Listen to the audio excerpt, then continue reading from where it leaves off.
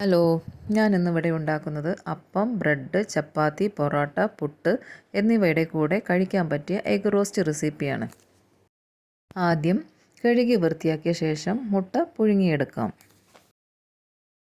ഞാനിവിടെ എടുത്തിരിക്കുന്നത് 12 സവാള നീളത്തിൽ മുറിച്ചത്, 6 പച്ചമുളക്, ചെറിയ കഷ്ണം ഇഞ്ചി, 2 തക്കാളി, കുരുമുളക് അധികം പൊടിക്കാതെ തരിയായിട്ടുള്ളത്.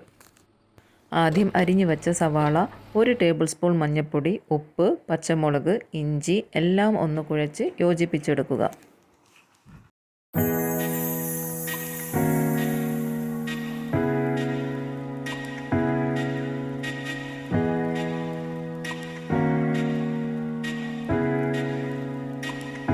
ഞാനിവിടെ എടുത്തിരിക്കുന്നത് വെളിച്ചെണ്ണയാണ്. എണ്ണ ചൂടായി വരുമ്പോൾ കടുക് പൊട്ടിയ ശേഷം മിക്സ് ചെയ്ത് വെച്ചതെല്ലാം ഇതിലേക്ക് ചേർക്കുക.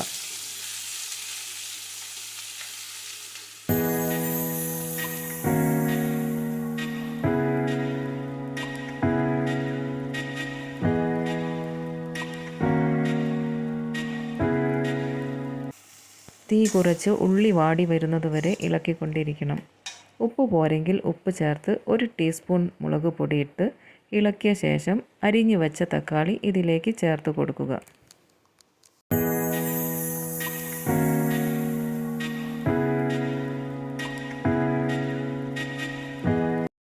തക്കാളി വാടി വരുമ്പോൾ കറിവേപ്പില ചേർത്ത് ഒന്ന് ഇളക്കിയ ശേഷം പുഴുങ്ങി മുട്ട കൂടെ തന്നെ കുരുമുളക് പൊടി 2 ടീസ്പൂൺ ചേർത്ത് ഇളക്കി യോജിപ്പിച്ച ശേഷം എടുക്കാവുന്നതാണ്.